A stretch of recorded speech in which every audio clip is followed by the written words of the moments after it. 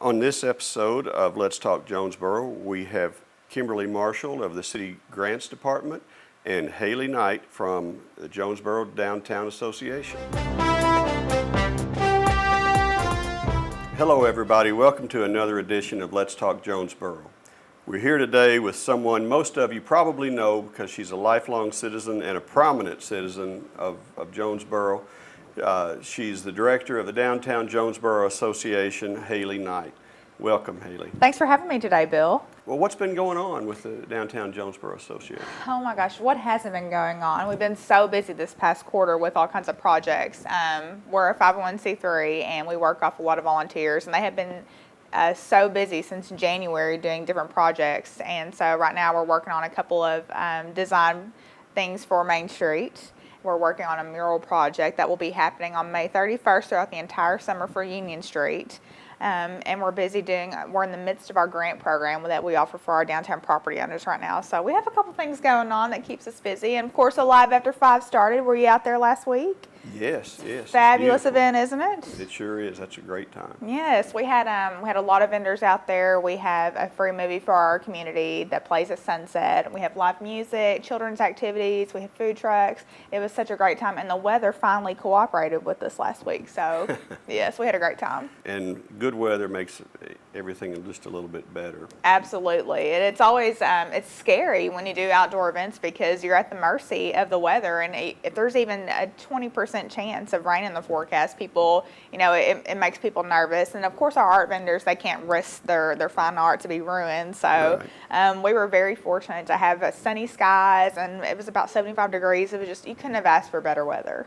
Well, now I'm going to ask you about those projects that you referred to, but before I do, let's make sure everyone understands. Some people, this is going to be, oh my goodness, this is so obvious. Explain what a 501c3 is. Well, a 501c3 is a nonprofit, which all of our Main Street, Arkansas communities must be. There's 35 of us currently in the state of Arkansas. 19 of us are actual official Main Street communities, which means we've met our accreditation. They have a full-time director. And then we have our ADN communities, which are Arkansas Downtown Networks, some of them are smaller communities. However, some of them could be just starting up, which was actually what Jonesboro was in 2010 before we got our Main Street status. So our board formed in 2010 because they saw the need for us to have this program, and they saw the economic benefits of having a Main Street affiliation through the network. You have access to education opportunities with Main Street Arkansas. You have access to grants, and then you have access to technical assistance with our small business consultants.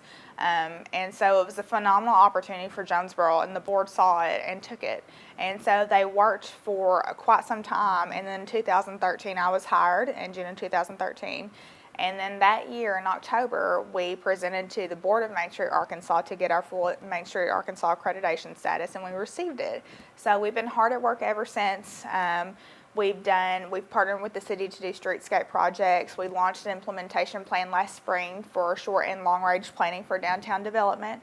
We do events, we do grants, we work with our business and property owners for technical assistance, interior design, exterior design. Some of the newer facades you've actually seen downtown, like Fringe and the shop over here, Roman Touch Salon, the Parsonage, and the new restaurant we have. Those are actually our renderings that we were able to provide through our consultants with Main Street Arkansas. So it's a unique incentive we're able to offer to bring people to downtown and also help our property owners out and be successful in downtown Jonesboro. Hailey, how big is your staff right now? So I am the executive director, and I have a staff of one, and I have a director of events. Her name is Autumn Wilder, and we just recently hired her. So she's been with us for about a month, and Autumn's objective is to coordinate our events and promotions for downtown. And so she's fantastic. She's doing a great job. Since Arkansas State University is so close to us, we're also able to offer internships for students in graphic design, public relations, marketing, and TV production. So we like to keep a staff of about 3 interns on hand because we're busy and we have stuff going constantly. Right now, we're actually about to launch a new website for downtown Jonesboro, and that will release on June 1st. And so we're really excited about that. It's going to be incredibly vibrant, a true portrayal of how wonderful our Main Street is. It's going to have a guide on it, parking, everything you can think of, our website will have. And so our interns have been helping us build content for that and then shoot video for it, because we're going to offer a video blog on our website. So we're really pumped about that. And so by summer, you'll see a new face for downtown on the web.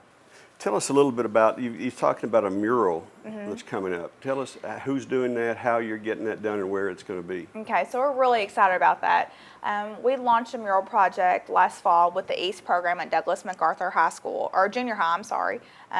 Sean Rhodes came up with this idea to have a competition for an open call for artists to launch a beautiful art project on Church Street, right over here when you cross, right down the road here, on Dave Warlow's building. And so we did that, and that was extremely successful. We actually had a lot of renderings, a lot of submissions for that project.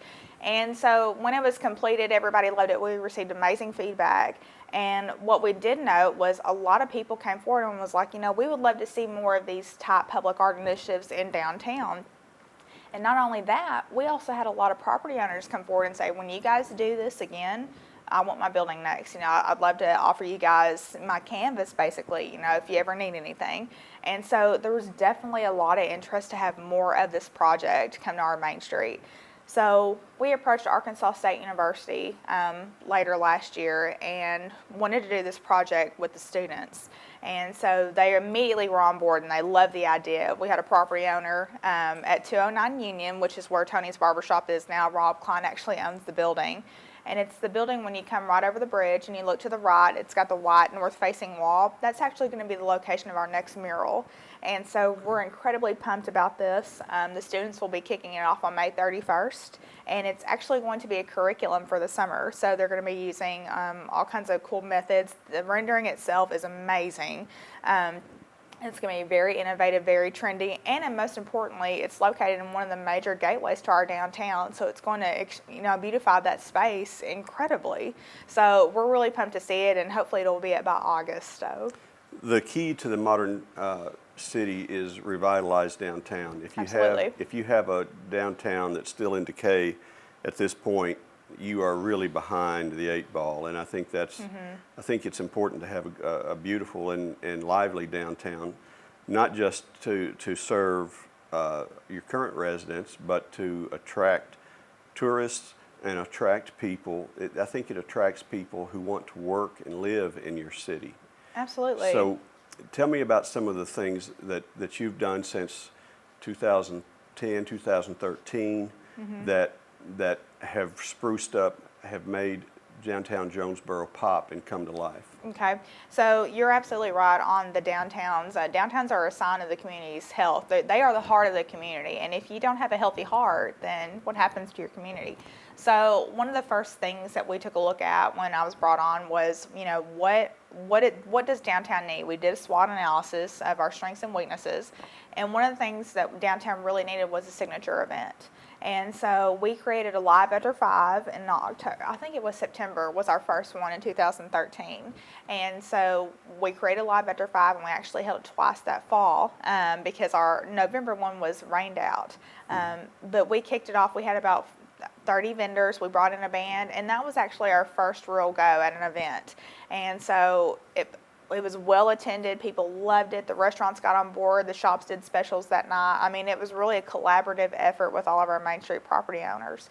And so we decided we wanted to keep that. I mean, it was such a significant impact for our Main Street, and we wanted to keep having a Live After 5, and we felt like it was a signature event exclusively for downtown Jonesboro. So we started that back up in March of the next year, and it's been going ever since. And it's actually award-winning. We just won a Main Street Arkansas award for the event. And so we're pretty pumped about that. In 2014, we also created another signature event for downtown called Pack Pride Weekends. And it's a unique partnership. We're actually one of the only downtowns in Arkansas that does something like this. And we partner with Arkansas State University in the fall every year. And what we do is a Friday night event before every home football game. And then on Saturday, we have the Red Wolf Express from downtown to Centennial Bank Stadium. And then on Sunday, our downtown property owners, like our merchants, Gearhead does it, the Parsonage 322, they open their shops from 11 to 2 and do brunch and browse for everybody that's coming into Jonesboro, watching the game, staying overnight. And we did it because we wanted to offer this really cool event, create a tradition for our community. But also, we're helping to boost our sales tax dollars because we're encouraging 2-night stays in local hotels, and we're re-engaging the students, their families, and alumni to how great our downtown is. And so it's really cool. It's been extremely popular. We don't only market it to Jonesboro, we market it to the opposing universities because we want to show those people how great our downtown is too. And so it's a really unique event.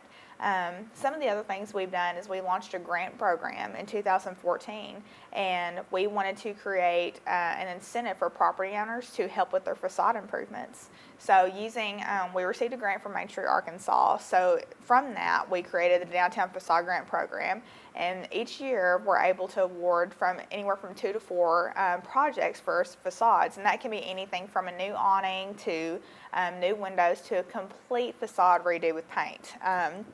And so we've been able to accomplish about 6 of those in the past 2 years.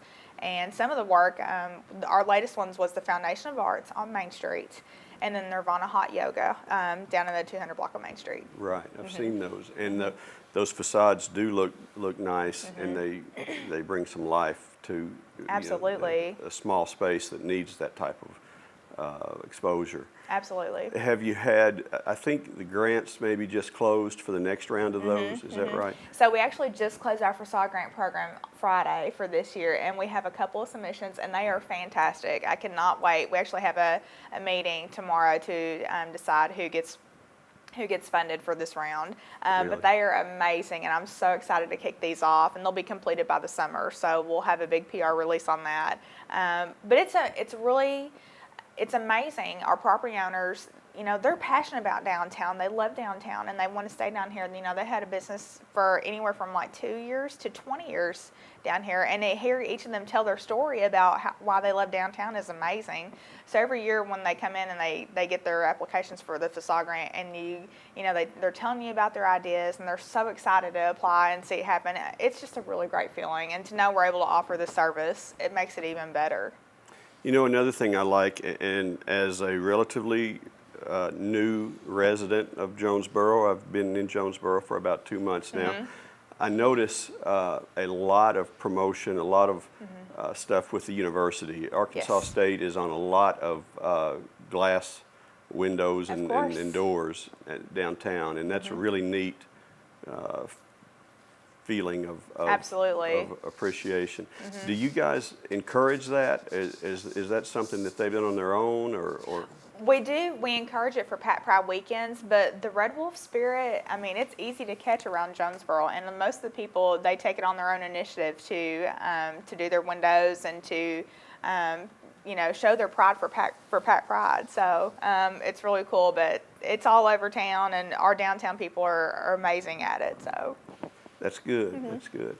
Now tell us about your implementation plan. Okay. So we launched this last year in the spring of 2015. We had Randy Wilson come from Main Street, Arkansas to help facilitate a working session for a whole day. We pulled in A-State, we pulled in the City of Jonesboro, the MPO department.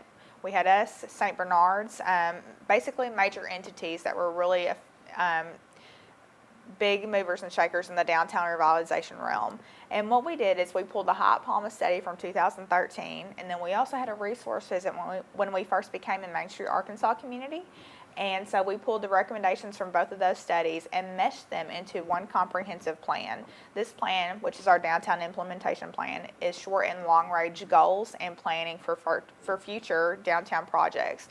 Basically a roadmap of where we need to go with downtown development. Very nice.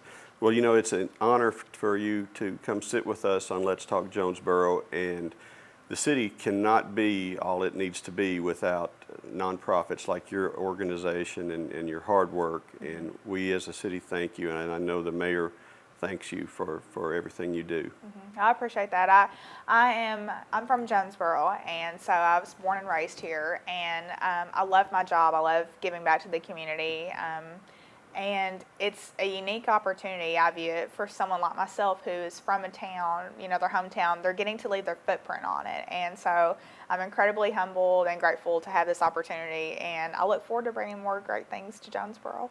We're back again, and this time with Kimberly Marshall. She is the City of Jonesboro's Grants Administrator. Welcome, Kimberly. Thank you. It's nice to be here. Now, I have mentioned that I'm a relatively new hire in the city, and you, I didn't realize, are just a little more veteran than me with the city, although you have lived in Jonesboro for a long while. That is correct. I started in August 24th, 2015. I've been a resident of Jonesboro for 20 years now. And how long have you been a grants writer? I have been a grants writer probably about 12 years. I used to work at the university, so I worked with grants, but more along making sure they went through and then the management of those grants. And then since I've been here, I've wrote about 4 or 5 grants so far. And now we're working on, probably got about 6 or 7 that's coming up. Can you tell us a little bit about your department? How many grant writers do you have? Currently we have, there is 5 of us in my office. I am the grants administrator. I have 2 coordinators that works on our community block grant. We have a community service manager who works with the nonprofits. She also works with our homeless task force, and she does other service projects that's anything with recognition, helping the nonprofits get on their feet, providing any of those services. And then we have a finance individual who helps manage and helps us pay for all this and draws money and does whatever reports that we share. There's quite a bit of workload there. And writing a grant is a little more difficult than writing a Christmas card. So can you explain to people who don't know what goes into writing a grant, what exactly we're talking about when the city goes to seek a grant?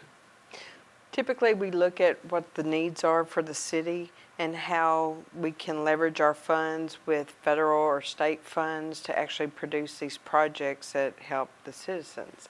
So the first thing we have to do is get the preliminary data to make sure that data is available where we can give the accurate information to the grant. And a lot of them are narratives that you have to write. A lot of it's technical. Not only that, we have to deal with the budget side and then your support and what partnerships are involved in these grants. So they can take time. Typically, to submit a grant would take anywhere from 60 to 90 days. Most time, the federal agencies give you about 90 days. State gives you about 30 days. And you buoy them with letters from the people who would benefit, or other industries such as Arkansas State University, St. Bernard's Hospital, or NEA Hospital.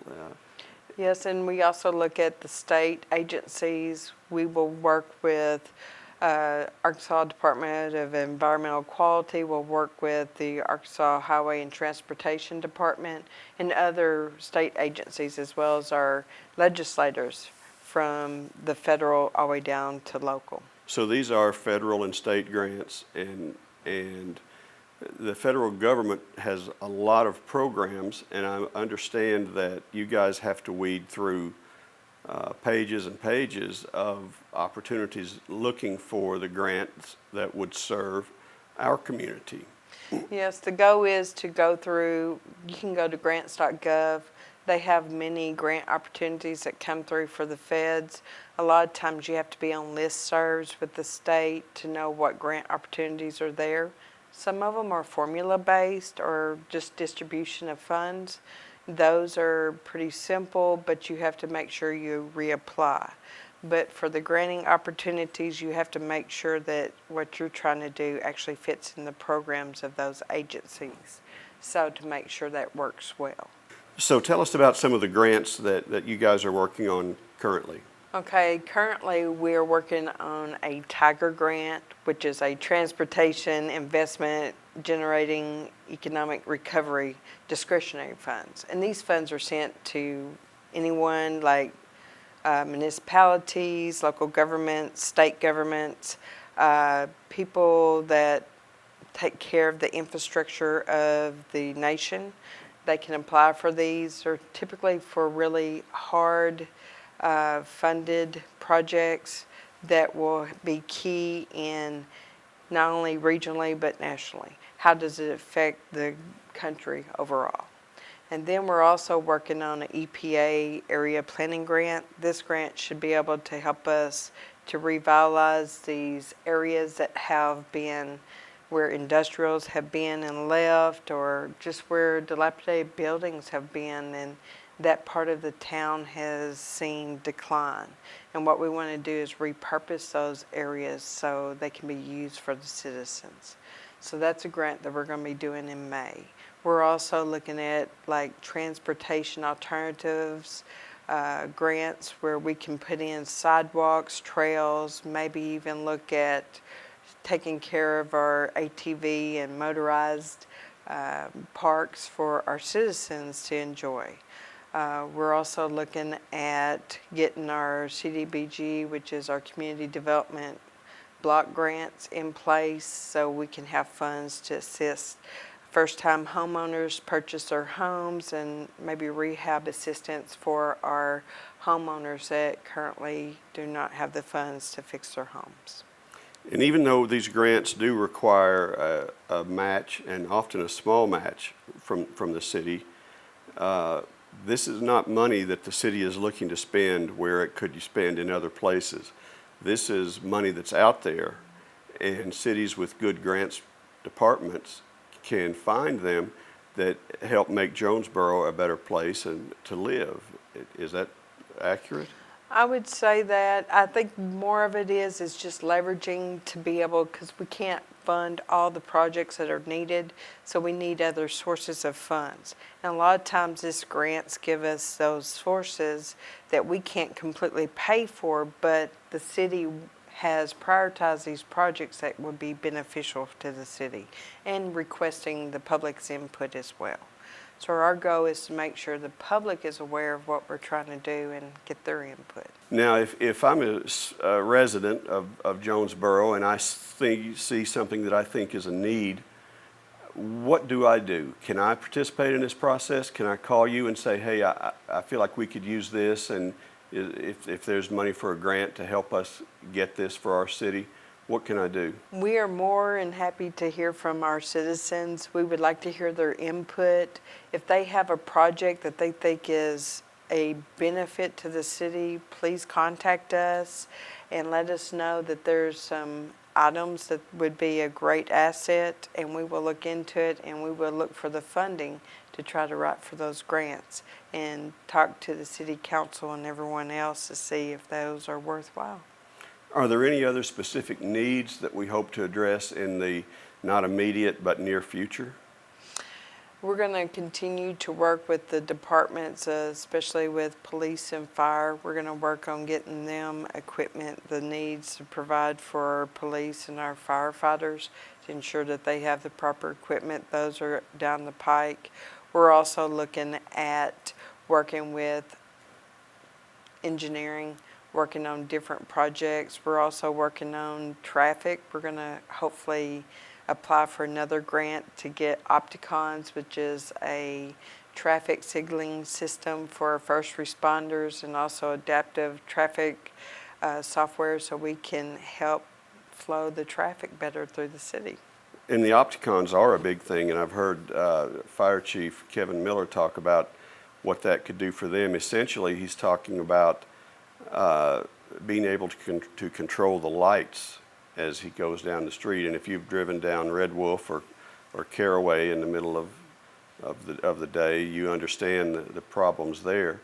But what's the status of that? What would these Opticons do exactly? What they do is they clear the path for their fire trucks and emergency vehicles. Typically we're talking about ambulances and the firefighter trucks. And what they do is it makes sure that there's no traffic, so they don't have to wait at lights trying to figure out how to get around, and it reduces accidents at those signal lights. So it's pretty much a straight shot. It could be at 5 o'clock in rush hour, and they will have a clean path. And so we're hoping to put that, all of our signal lights throughout the city and maybe even through to Brooklyn. And we're thinking about going regional with that. In the process of writing these grants, you will do research as evidence to prove how much we need this Tiger grant, how much we need sidewalks for people to walk on. Can you tell us anything about what you've learned about our need for another bridge, say, over the railroad tracks that intersect our community? Yes, for many years, north and downtown Jonesboro has had barriers, which has been the railroads. We have a major switch yard in our downtown district. So right now we really only have 3 overpasses that connects North Jonesboro to downtown or central Jonesboro. And our problem has been because the trains stop periodically on our tracks, if you're trying to cross a railroad track, you may be delayed for hours. Even though they are typically not there that long, they do end up being there for a while because they're not only just their tracks, but it's where they side their trains and let other trains travel. And in certain parts of downtown Jonesboro, we have 9 tracks. So that's a very large stockyard for our railroads. And we do want them to foster their growth. We want them to grow, but we need to find ways to help our citizens be mobile and be able to access those areas without delays. We need to find ways to accommodate the railroads, but also our residents, because there's nothing fun about being stuck waiting for a train. And in some cases, it can be very serious if we've had ambulances that have had to turn around and things such as that. So this Tiger grant could potentially alleviate some of these problems. That is correct. And also, it will give us more ADA accessible paths and bridges as well. So our pedestrians can walk, and also bicyclists. Bicycle lanes are probably going to be needed more and more as different modes of transportation are needed. The other thing that we're looking at is the Bridge Street Bridge. It's 85 years old right now. We're thinking it might have another 20-25 years of life, and that is not very long. As our traffic continues to increase, as our city grows, that's a strain to that bridge, and we're aware we don't want to lose that. Not only that, it's one of our oldest bridges in the city. It was built in 1937, so we'd like to preserve some of our history as well. So that's another reason. That is a historic bridge, and if you look at it as you cross it, you can see that it's been built with care and maintained pretty well through the city. And is part of the plan, if another bridge is built, to make that more bicycle friendly? Yes, it's going to become a pedestrian and a bicycle trailway. It's going to line up with the Patrick Street overpass and connection grant that we're trying to write for. And what we're going to do is redirect that traffic to that route instead of them walking along with traffic, and give them some safety, and maybe it be more at ease for the connection between downtown Jonesboro and also ASU. So that's one of the things that we're looking at as well. The other thing is we're looking at closing one of the railroad tracks that tends to be blocked quite a bit. Even though there's not a lot of vehicular traffic, there's a lot of pedestrian and bicycle traffic. And we know there's a safety concern that we're really worried about, and we want to make sure that we reduce and minimize all the risk that is involved with that railroad crossing. And the sidewalks program that's ongoing now is pretty massive, but there's still need for more sidewalks. That is correct. And we're looking, one of our programs, the Community Block Grant, we have allocated $270,000 to North Jonesboro, especially in the very low income areas of our city, and we're revitalizing the sidewalks. We're hoping that we can make a significant impact in that area, providing those citizens with accessibility by walking to schools and walking in the neighborhoods. We've noticed a lot of people walk in those areas, and we want to make sure they're safe and not hit by any oncoming traffic. Well, we thank you for your taking the time to visit with us today and enlightening us on some of the grants and projects being done around the city. Appreciate it. Thank you, and we'll be back with another edition of Let's Talk Jonesboro.